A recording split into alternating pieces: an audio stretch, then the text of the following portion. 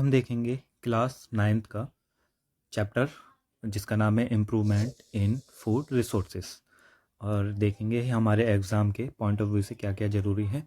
इसे हम नोट्स के टाइप में देखेंगे और सभी चीज़ इसमें अच्छे से समझाई गई है। तो आज इसमें हम सिर्फ इसका इंट्रोडक्शन पार्ट देखेंगे और देखेंगे इसमें कौन कौन से टॉपिक हम पढ़ेंगे। फिर इसके बाद दूसरी वीडियो में इसके आधे पार्ट को देखेंगे। ये class chapter 15 improvement in food resource. इसमें जो जो चीज़ें हमें पढ़नी है वो है, पहला तो इंट्रोडक्शन जो कि आज हम पढ़ेंगे। दूसरा पढ़ना है हमें ग्रीन रेवोल्यूशन। फिर है वाइट रेवोल्यूशन। ये जब हम पढ़ेंगे तो मैं बताऊंगा आपको इसे वाइट क्यों बोला जाता है और इसको ग्रीन क्यों बोला जाता है। इम्प्रूवमेंट इन क्रॉप यील्ड्स, जो पैदावार होती है, जैसे एक क्रॉप होगी उसमें कितना पैदा होगा, अनाज पैदा होगा, तो उस चीज़ को बोलते हैं क्रॉप यील्ड। तो इसमें इम्प्रूवमेंट कैसे करें, समझे, वो चीज़ के बारे में देखेंगे। फिर है क्रॉप सीजन। हमारे 2 सीजन हैं, आपको पता होगा, 8 क्लास में भी हमने पढ़ा था, खरीफ सीजन और रबी सीजन। फिर हम पढ़ेंगे क्रॉप वैरायटी इम्प्रूवमेंट, यानी क्रॉप जो वैरायटी होती है इनकी उसको इम्प्रूवमेंट करना है। फिर क्रॉप प्रोडक्शन इम्प्रूवमेंट, पहले जो क्रॉप की वैरायटी को इम्प्रूवमेंट करना, फिर उसके बाद जो प्रोडक्शन होता है उसको इम्प्रूवमेंट करना। फिर इसमें आएगा हमारा न्यूट्रिएंट मैनेजमेंट, यानी जो प्रोडक्शन होगा आपका क्रॉप का उसको इम्प्रूवमेंट करने के लिए आपको कुछ न्यूट्रिएंट्स की ज़रूरत पड़ेगी। जैसे हम जब जिम जाते हैं, बॉडी बिल्डिंग बनाते हैं, तो हमें भी न्यूट्रिएंट्स की ज़रूरत होती है। तो ऐसी क्रॉप को बढ़ाने के लिए तो उसके लिए भी न्यूट्रिएंट्स की ज़रूरत होती है, तो इसके बारे में देखेंगे। दूसरा मैन्योर होता है, फर्टिलाइज़र होता है। तीसरे नंबर पर आएगा वेरियस फॉर्म्स ऑफ मैन्योर, इसके बारे में देखेंगे। फिर नेक्स्ट हम देखेंगे difference between manures and fertiliser. दो चीज़ें होती हैं, मैन्योर और फर्टिलाइज़र। इन दोनों में देखेंगे क्या क्या नेगेटिव पॉइंट है, क्या क्या पॉजिटिव पॉइंट है, कौन किस पे ज़्यादा सही रहता है और किसको ज़्यादा यूज़ करना चाहिए। इन दोनों को देखेंगे, इसके इफ़ेक्ट्स सब देखेंगे। फिर अगला है इरिगेशन, इसे हम देखेंगे इस चैप्टर में। फिर नेक्स्ट में देखेंगे क्रॉप पैटर्न। क्रॉप पैटर्न में आएगा एडवांटेजेस ऑफ क्रॉप रोटेशन। इसके एडवांटेजेस को हम देखेंगे क्योंकि इसके एडवांटेजेस ही हैं, इसके डिसएडवांटेजेस है ही नहीं क्रॉप रोटेशन के। ठीक है, तो ये देखेंगे हम। फिर नेक्स्ट आएगा crop protection improvement. Crop protection improvement, crop को कैसे प्रोटेक्ट किया जाए, उसमें क्या क्या इम्प्रूवमेंट करने चाहिए वो देखेंगे। तीसरा आएगा पेस्ट कंट्रोल ड्यूरिंग ग्रोथ। हम पेस्ट, जो कीड़े मकोड़े जो होते हैं उस पर कीड़े लग जाते हैं और वो पूरी फसल को नुकसान कर देता है, तो उस चीज़ को कैसे रोका जाए। तो पेस्ट कंट्रोल ड्यूरिंग ग्रोथ, जो ग्रोथ हो रही है फसल की, जैसे फसल धीरे धीरे बड़ी होगी 1 महीने में 2 महीने में, तो उसमें ना कीड़े मकोड़े अटैक करने लग जाते हैं, तो उसको कैसे रोका जाए, इसे बोलते हैं पेस्ट कंट्रोल। फिर नेक्स्ट है स्टोरेज ऑफ ग्रेन्स। अगर आप सारा अनाज वगैरह सब भी आप कर लो, पेस्ट भी कंट्रोल कर लिया, आपका यील्ड भी बहुत सारी हो गई, लेकिन उसको रखोगे कहाँ, तो उसको रखने के लिए हमें स्टोरेज चाहिए। तो यही होता है स्टोरेज ऑफ ग्रेन, कैसे रखें हम उसे। अगर हम उसे ठीक से नहीं रखेंगे तो जितना हमारा मेहनत थी वो सब बेकार हो जाएगी। फिर तीसरा है ऑर्गेनिक फार्मिंग, ये सबसे इम्पोर्टेंट है, ऑर्गेनिक फार्मिंग। और फिर है एनिमल हस्बेंड्री, इसमें दो देखेंगे हम, कैटल फार्मिंग और डिसीजेज कैटल फार्मिंग। पहला तो कैटल फार्मिंग देखेंगे, फिर इसमें कुछ डिसीजेस होते हैं उसके बारे में भी देखेंगे। देखो डिसीजेस तो वैसे हर किसी में होती हैं, अब क्या है कि जब पालने लग गए हैं और जब वो वहीं रहता है, जैसे बच्चा होता है और बच्चे को कोई बीमारी हो जाती है, जब हमें पता चलता है अच्छा ऐसी भी बीमारी होती है। तो ऐसी कैटल में तो हमेशा से ही जो जानवर होते हैं बीमारी तो होती हैं, लेकिन जब हमारे वो जानवर होते नहीं है तो हम उस पर ध्यान नहीं देते। जब हम पालते हैं और जब वो जैसे जैसे कि दूध देना बंद कर दिएगा या फिर हम उसका किसी चीज़ में यूज़ कर रहे हैं, वो ठीक से नहीं कर पा रहा है, तो उसे फिर डॉक्टर के पास लेके जाते हैं, जब पता चलता है उसमें कोई डिसीज़ आ गई है। तो इस चीज़ से हमें पता चलता है। तो यही चीज़ हम देखेंगे कि एनिमल हस्बेंड्री में डिसीज़ को कैसे रोका जाए। अगर डिसीज़ नहीं रोकी गई तो आपका प्रोडक्शन इतना अच्छा नहीं हो पाएगा। फिर है फिश प्रोडक्शन, जो हमारी मछली उत्पादन होता है, इसमें इसमें हम 3 टाइप का देखेंगे, एक तो मरीन, इनलैंड और कंपोजिट फिश कल्चर। 3 देखेंगे हम जब इसमें पढ़ेंगे अच्छे से। पहला मरीन, दूसरा इनलैंड, तीसरा कंपोजिट फिश कल्चर।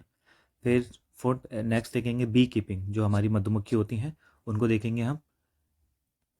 इनमें हम 3 देखेंगे, एपियरी, हनी और पास्टरिज। इन तीनों को देखेंगे, पास्टरिज, हनी और एपियरी।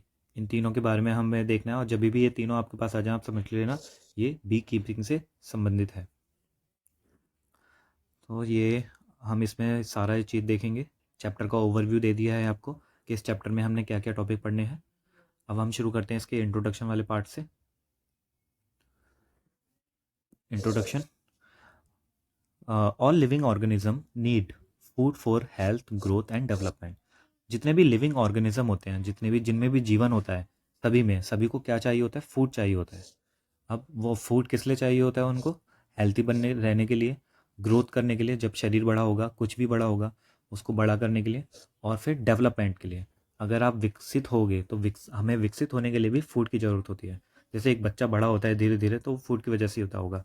आपने देखा होगा माल न्यूट्रिशन होता है, एक न्यूट्रिशन होता है जिसमें माल न्यूट्रिशन का मतलब होता है कुपोषण। उसको खाना पीना अच्छे से नहीं मिल पाता, तो उसकी हेल्थ अच्छी नहीं हो पाती, ग्रोथ अच्छी नहीं हो पाती, और डेवलपमेंट भी अच्छा नहीं हो पाता। इसलिए अच्छा फूड, अच्छी ग्रोथ, अच्छी डेवलपमेंट और अच्छी हेल्थ, तो ये सब ज़रूरी होता है। अब फूड प्रोवाइड न्यूट्रिएंट्स। अब जो फूड होता है वो हमें मोटा कैसे कर देता है, ग्रोथ कैसे लाता है? क्योंकि वो हमारे को न्यूट्रिएंट्स प्रोवाइड करवाता है। और न्यूट्रिएंट्स में होते हैं carbohydrates, fats, protein, vitamin and minerals. ये सारे न्यूट्रिएंट्स होते हैं जो हमारे जो जो डेली फूड होता है उसमें ये सारी चीज़ें मिलती हैं। आप रोटी चावल खाते हो और अंडा ब्रेड खाते हो, कुछ भी जो भी खाते हो, आपको सब इन सभी में मिलता है। अब यहाँ पे बात आती है, जब कोई गरीब आदमी होता है तो उसको ये सारी चीज़ें नहीं मिल पाती, उसको दो वक्त की रोटी नहीं मिल पाती। इस वजह से उनका जो शरीर होता है वो उनकी हेल्थ बहुत कमज़ोर हो रखी होती है। इसलिए यहाँ पर बोला है कि अगर फूड फूड खा भी रहे हो तो ऐसा फूड खाओ जिसमें न्यूट्रिएंट्स हो, खाली पेट भरना नहीं होता। फिर तीसरा है both plant and animals are major source of food. जो सोर्सेस ऑफ फूड बता दिए हैं यहाँ पर कि दो सोर्सेस ऑफ फूड होते हैं, एक प्लांट्स होता है और एनिमल्स होता है, जिसमें कुछ शाकाहारी हो जाते हैं और मांसाहारी हो जाते हैं, लेकिन दोनों ही सोर्स होते हैं। अब ये हमारे इंसानों ने बना दिया है कि जो प्लांट पे जो डिपेंड है वो आपके शाकाहारी हो गए, और जो एनिमल पे डिपेंड है वो मांसाहारी हो गए, या जो दोनों खाते हैं वो दोनों ही खाते हैं। लेकिन ऐसा नहीं है, हमारा जो ह्यूमन है, हमारा जो नेचर ही है कि दोनों को खाने का। और ये हमारा डिसाइड होता है हमारी जोग्राफिकल फैक्टर की वजह से। तो हम बचपन से ना ही शाकाहारी होते हैं ना ही मांसाहारी, हम जोग्राफिकल होते हैं। जैसी जोग्राफी होती है वहाँ की, उसी हिसाब से हम ढलते हैं। तो अगर आप किसी वैसे एरिया में रह रहे हो हमारे इंडिया के, अगर आप इस एरिया में रह रहे हो कोस्टल एरिया में, तो आपको पता चलेगा कि आप वहाँ पे अगर बचपन से पैदा हुए हो तो वहाँ पर आप मछली वगैरह खाओगे ही खाओगे। तो वहाँ पे शाकाहारी का तो कोई मतलब ही नहीं है, क्योंकि वहाँ पे वही मिलेगा आपको। वहाँ पे फसल करने के लिए इतनी ज़मीन ही नहीं है, पत्थर वगैरह हैं, कैसे करोगे? तो ये जोग्राफिकल होता है ये, वो तो ह्यूमंस ने बना दिया है शाकाहारी और मांसाहारी।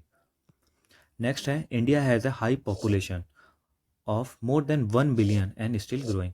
अब हमारी इंडिया की पॉपुलेशन के बारे में बता रहा है। हमारी इंडिया की पॉपुलेशन बहुत बढ़ती जा रही है, बहुत बढ़ रही है, और ये कितनी है? 1 बिलियन से भी ज़्यादा है, और अभी तक बढ़ भी रही है। और आपने देखा होगा कि हमारी जो पॉपुलेशन है वो अब नंबर 1 पर आ गई है।